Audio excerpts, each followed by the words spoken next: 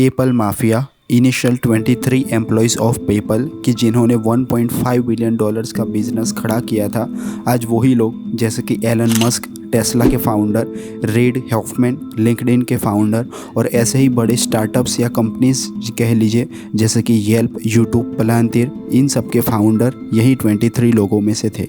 और यही PayPal mafia आज सिलिकॉन वैली को डोमिनेट कर रहा है। वॉरेन बफेट जिनके एक्शंस पे पूरी दुनिया के ट्रेडर्स की नज़र रहती है। Sam Altman CEO of open AI जिसकी एक सर्विस चैट GPT को हम अच्छे से जानते हैं। मार्क जुकरबर्ग को फाउंडर ऑफ फेसबुक और अभी जो मेटा के नाम से भी जाना जाता है। बिल गेट्स को फाउंडर ऑफ माइक्रोसॉफ्ट। आपको पता है इन सब में कॉमन क्या है? जी, आप सोचोगे कि ये सब लोग उन गिने चुने लोगों में से है जो सक्सेसफुल रहे और आज की ज़िंदगी के अंदर लोगों के रोल मॉडल है और बहुत फेमस है। लेकिन इसके अलावा भी इन लोगों में एक चीज़ कॉमन थी और वो ये है कि वो अपने आप को सक्सेसफुली एजुकेशन कि जो कन्वेंशनल एजुकेशन सिस्टम है उससे बचा पाए। आज ये एजुकेशन सिस्टम आप जानते हैं महज एक ट्रैप, एक जाल बनकर रह चुका है। वही एजुकेशन सिस्टम जिसमें हम अपने आप को प्राउडली डाल रहे होते हैं इसी उम्मीद में कि यही एजुकेशन सिस्टम कल को जाके हमारी जो ड्रीम लाइफ है उसे पाने में हमारी मदद कर रहा होगा। लेकिन रुकिए, प्रश्न ये है कि क्या सच में ये एजुकेशन सिस्टम हमें कल को जाके हमारी ड्रीम लाइफ दिलाने के लिए सफिशिएंट रहेगा? तो ये सुनिए। School is making kids less intelligent. It's diminishing the children's creative intelligence. Go to a good college, find a stable job. And if you don't do that, you won't be successful. There are more than 5 lakh people who don't send their children to school. Ironically, mostly all teachers. Because they know how screwed up the system is. गधे को और घोड़े को सबको एक तरीके से rate कर दिया जाता है कि भाई अगर तुम्हारे नंबर अच्छे हैं तो तुम इंटेलिजेंट हो और नंबर बुरे हैं तो तुम बेवकूफ हो।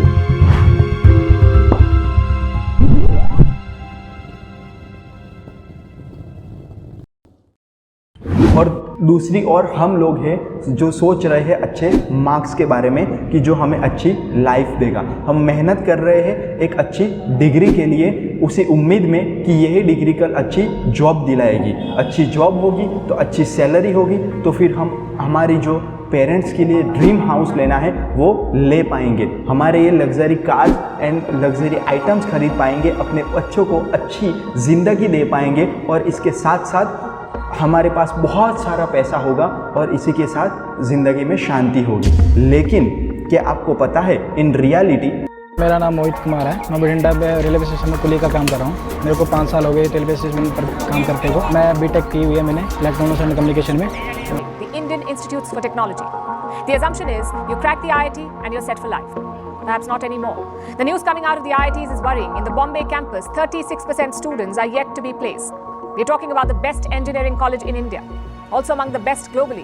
Yet 36% of its students are yet to be placed. देश में हर 3 में से 1 युवा बेरोजगार बैठा है। अनएम्प्लॉयमेंट रेट 29.1% पहुंच चुका है, वो भी उन लोगों में जिनके पास एक ग्रेजुएट डिग्री ऑलरेडी है।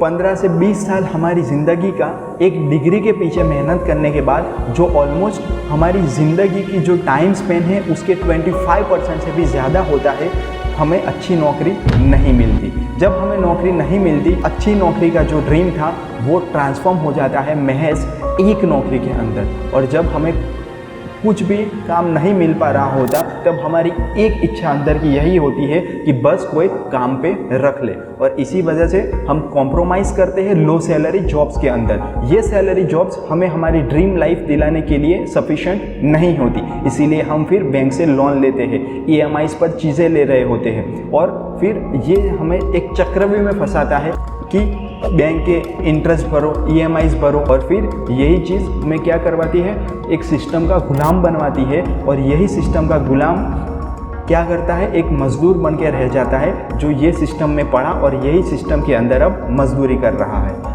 हम दिन भर दिन अब बूढ़े होते जाते हैं और ज़िंदगी के अंत में हम सोचते हैं कि हमने मेहनत तो बहुत की थी लेकिन ये हमारा ही कम नसीब था कि हमें अच्छी जॉब नहीं मिल पाई या हम अच्छी तरीके से ज़िंदगी के अंदर फोड़ नहीं पाए।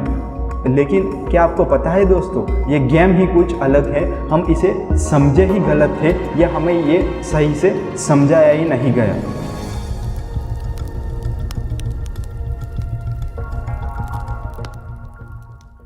सो यही एजुकेशनल सिस्टम कि जिस पे हमें अपना पूरा भरोसा है और अब हम अपनी शिद्दत से मेहनत कर रहे होते हैं, देखते हैं कि उसे बनाया किस लिए गया था। इन शॉर्ट पास्ट के कुछ पेजेस को एक्सप्लोर करते हैं। सो ये बात है 1806 की, जब प्रशिया और नेपोलियन की आर्मी के बीच एक बहुत बड़ी जंग हुई जिसमें प्रशियंस की बुरी तरीके से हार हुई। ये फैक्ट के बावजूद कि प्रशियंस नंबर में ज़्यादा थे और उनकी आर्मी ज़्यादा पावरफुल थी नेपोलियन की आर्मी से। जब सुपीरियर्स ने स्टडी किया और देखा कि they have the problem in their chain of command, that's why they lost the war. In short कि उनके जो सोल्जर्स थे वो उनके सुपीरियर्स के कमांड को अच्छी तरीके से फॉलो नहीं कर पा रहे थे, वो उनके सुपीरियर्स की बात नहीं सुन रहे थे और इसी वजह से हार हुई। जब ये प्रॉब्लम को आइडेंटिफाई किया गया तो उसका सॉल्यूशन लाया गया 8 साल की एजुकेशनल सिस्टम को इंट्रोड्यूस करवाकर, जिसमें 5 साल से लेकर 13 साल का बच्चा कंपलसरी ये एजुकेशनल सिस्टम में पढ़ेगा, जिसका महज एक पर्पस था। इन शॉर्ट पर्पस यही था कि वैसे सोल्जर्स बनाए जाए कि जो बिना क्वेश्चन पूछे, बिना कुछ अपनी क्रिएटिविटी दिखाए, अपनी सुपीरियर्स की बात को अच्छे से फॉलो करे।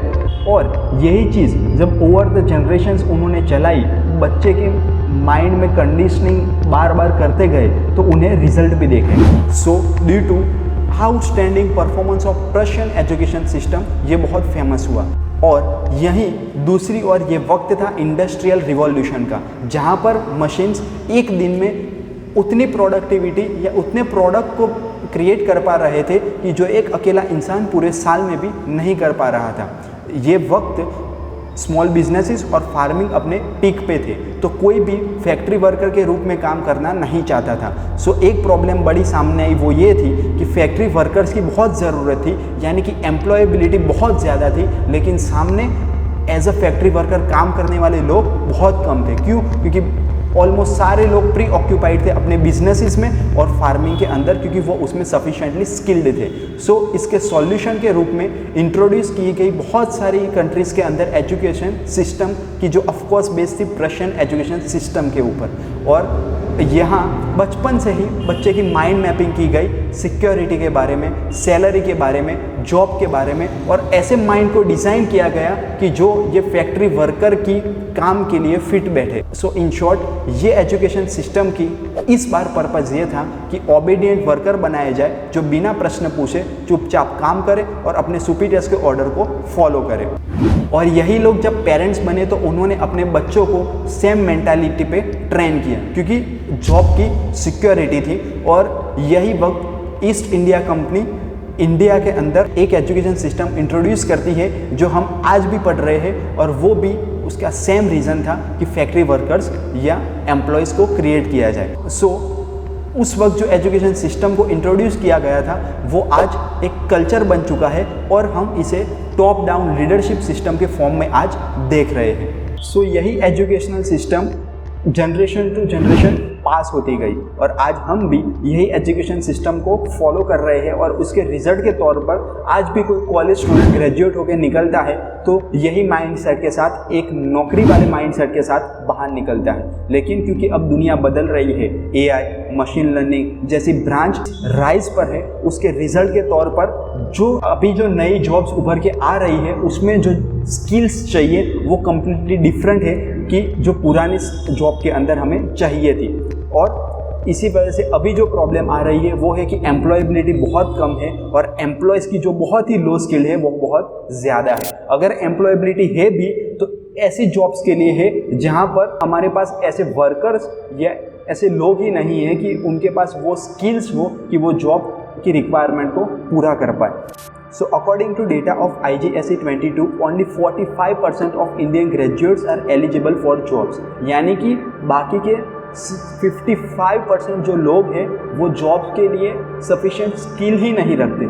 ILO के मुताबिक 65% लोग इंडिया के अंदर जॉबलेस हैं। और अगर आप अभी भी यही सोच रहे हैं कि भाई हमें तो जॉब मिल ही जानी है या हमें इस चीज़ से कुछ अफेक्ट नहीं होगा, तो आप ये सोचिए कि आज से 5 साल, 10 साल, 15 साल बाद आपकी ये स्किल्स कितनी रिलेवेंट रहेगी उस समय की दुनिया के अंदर। सो अब हम ये कह सकते हैं कि ये जो प्रॉब्लम है वो सीधी एजुकेशनल सिस्टम की है, लेकिन नहीं, ये चीज़ इससे भी कहीं ज़्यादा कॉम्प्लिकेटेड है। ये जो प्रॉब्लम है वो पूरे एजुकेशनल इकोसिस्टम की है, यानी कि इसमें mass media, parenting, school and colleges और हमारी खुद की मेंटालिटी जिम्मेदार है कि हम इस प्रॉब्लम को फेस कर रहे हैं। सबसे पहले देखते हैं मास मीडिया। तो मोस्ट ऑफ द टाइम हमने अभी अक्सर देखा है कि 2 से 3 साल के बच्चे के हाथ में फ़ोन थमा दिया जाता है। उसके पास एक्सेस होता है अपने एक क्लिक पर पूरी दुनिया की इन्फॉर्मेशन का। वहाँ पर कि जब उसका माइंडसेट ग्रो कर रहा होता है, एक हमारा सोशल मीडिया का एल्गोरिदम उसे ग्लैमराइज वर्ल्ड दिखाता है, उसे इन्फ्लुएंस किया जाता है सर्टेन डायरेक्शन के अंदर, उसकी थिंकिंग को मॉडिफाई किया जाता है और इसके रिजल्ट के तौर पर हमें एक लेज़ी, कंफर्ट जोन में रहने वाला, सिक्योरिटी को तलाश करने वाला, रिस्क एपेटाइट कम हो और हमेशा ड्रीमिंग के अंदर रहे और कुछ काम न करे, वैसे माइंडसेट वाले बच्चे देखने को मिलते हैं। उसके बाद जब आगे एक्सटेंड करें तो ये प्रॉब्लम पेरेंट्स की भी है। वो अभी भी कन्वेंशनल पेरेंटिंग कर रहे हैं। मोस्ट ऑफ द पेरेंट्स ये सोच रहे हैं कि स्ट्रिक्ट पेरेंटिंग बच्चे को मैच्योर बनाएगा। पेरेंट्स हमेशा बच्चों के ऊपर सिर्फ पढ़ाई पे ध्यान दो और किसी पे ध्यान ना दो, यही बात कर रहे होते हैं। वो मानते हैं कि अच्छे मार्क्स यानी अच्छा परफॉर्मेंस यानी उनकी ज़िंदगी के अंदर सक्सेस। इसीलिए पेरेंट्स अपना हर कोई एफर्ट लगा देते हैं अपने बच्चों को महंगी स्कूल के अंदर पढ़ाने के लिए, क्योंकि वो समझते हैं कि महंगी school is equal to so called good schools.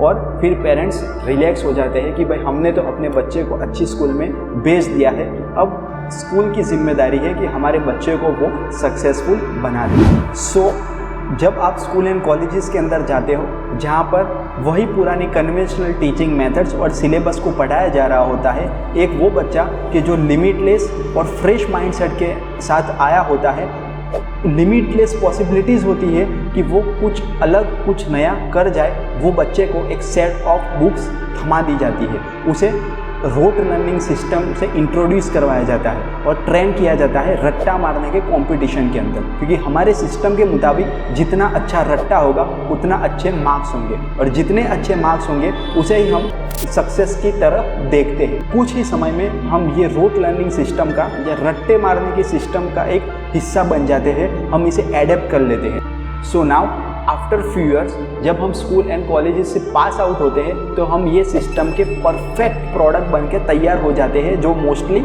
Employees कहलाते हैं। और ये एम्प्लॉयज़ के जिनके अंदर एक जॉब की भूख होती है, मंथली सैलरी उनकी एक डिज़ायर, एक ड्रीम होता है, सिक्योरिटी तलाशते रहते हैं, जिनका रिस्क एपेटाइट कम है, लेज़ी है, नई चीज़ें सीखना उन्हें सिखाया ही नहीं गया और प्रोक्रास्टिनेशन में उनके नंबर बहुत ज़्यादा है। सो जिस स्कूल या कॉलेजेस से आप पढ़कर पास आउट हुए हो, आज वहीं पर 10,000 की नौकरी कर रहे हो ड्यू टू वो माइंडसेट जिस पे आपको ट्रेन किया गया है कि कोई मुझे काम पर रख ले। और ये सिस्टम ने कभी आपको सेल्फ डिपेंडेंट बनना सिखाया ही नहीं, ये सिस्टम में हमें नौकरी के लिए ही ट्रेन किया गया है। सो नाउ सालों की मेहनत के बाद आप एक वो पॉइंट पे पहुंचते हो जब आप ग्रेजुएट हो चुके होते हो। आप एक ये एजुकेशनल सिस्टम की परफेक्ट प्रोडक्ट कहलाते हो, जिसे एक नौकरी के अलावा कुछ करना नहीं सिखाया गया होता। सो अच्छी नौकरी आपको नहीं मिल रही होती, ज़िंदगी के अंदर जिम्मेदारियां बढ़ रही होती है, एक घेरा तंग हो रहा होता है, इसीलिए हमें एक जॉब तो अब करनी ही है। हम एक सस्ती जॉब के अंदर कॉम्प्रोमाइज़ करते हैं, हमारे पास अब हमारे पैशन के लिए, कुछ नया सीखने के लिए टाइम ही नहीं रहता और हम just work work and work as a employ अपनी ज़िंदगी को बिता देते। सो जो ये हमने लाखों रुपए खर्चे थे अपनी एजुकेशन के पीछे कि इसी उम्मीद में कि हम कल जाके सक्सेसफुल बनेंगे, वो हमें आज 10 से 20,000 की नौकरी के अलावा कुछ ज़्यादा ऑफर नहीं कर पा रहा। सो फाइनली ये सब डिस्कस करने के बाद अब हम आते हैं सॉल्यूशन के ऊपर। तो क्या इसका सॉल्यूशन ये होगा कि हम पढ़ाई बंद कर लें, स्कूल एंड कॉलेजेस जाना बंद कर लें? नहीं, मेरे ख्याल में कम्प्लीटली इम्प्रैक्टिकल होगा, बिकॉज इंडिया जैसे देशों के अंदर बहुत सारा पैसा, वक्त और उम्मीदें आप पे लगी हुई होती है। कई बार तो आपको पढ़ाने के लिए पेरेंट्स अपनी पूरी ज़िंदगी लगा रहे होते हैं। तो इसका सॉल्यूशन क्या होना चाहिए?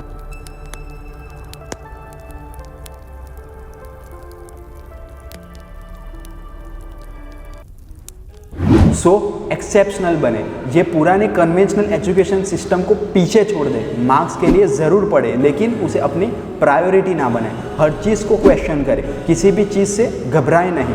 देखें कि आज ये मैं जो चीज़ पढ़ रहा हूँ वो मुझे कल अपने फ्यूचर के अंदर किस तरह फ़ायदा पहुँचा सकता है। नए नए ट्रेंड्स को जाने, टॉक्स को जाने, डिस्कवरीज, इन्वेंशन से अपने आप को अवेयर रखें, अभी जो आपके पास रिसोर्सेज है उसका बेहतरीन इस्तेमाल करें और देखें करंट फ्लो कहाँ जा रहा है और करंट प्रेजेंट के हिसाब से फ्यूचर को प्रेडिक्ट करें और उसमें देखें कि आज अपनी आप पर जो काम कर रहे हैं आप, जो स्किल को डेवलप कर रहे हैं आप, उससे आप अपनी जगह फ्यूचर में कैसे सिक्योर कर पाते हैं। सो अपने एक्सपोजर को बढ़ाएं, नई नई चीज़ें ट्राई किया करें, मार्क्स के बदले ग्रोथ के लिए पढ़ें, अपने पैशन पर काम करें और अपने पैशन के अलाइन लर्निंग करें और अपनी स्किल्स को मास्टर करें और इन सब के बीच अपने पेरेंट्स को न भूलें, उन्हें समझाएं और उनका ओपिनियन भी ले, क्योंकि सबसे बेहतर आपको शायद वही जानते हैं। सो क्योंकि ये आपकी अकेले की नहीं, आपकी पेरेंट्स की भी और पूरी फैमिली की जर्नी होने वाली है।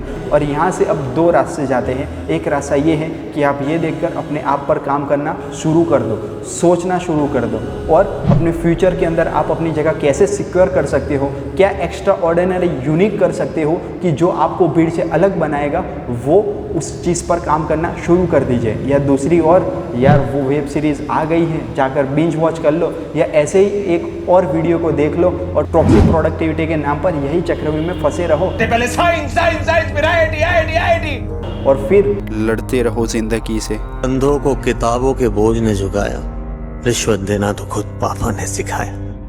99% मार्क्स लाओगे तो घड़ी वरना छड़ी। लिख लिख कर पढ़ा हथेली पर अल्फा बीटा गामा का छाला। कॉन्सेंट्रेटेड H2SO4 ने पूरा बचपन जला डाला। बचपन तो गया, जवानी भी गई, एक पल तो अब हमें जीने दो